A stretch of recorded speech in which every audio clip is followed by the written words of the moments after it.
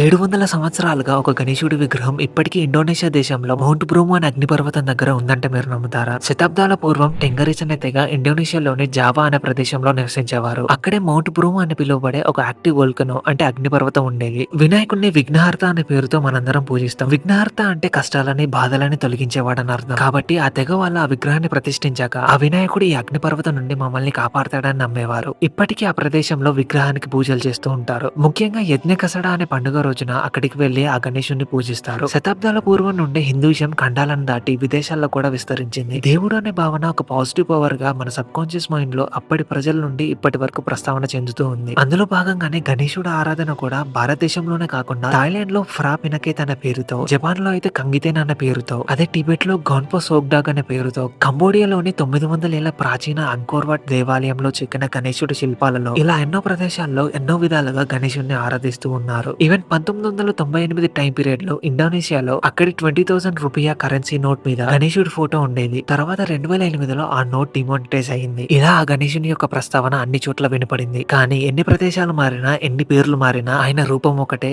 సత్యం ఒకటే.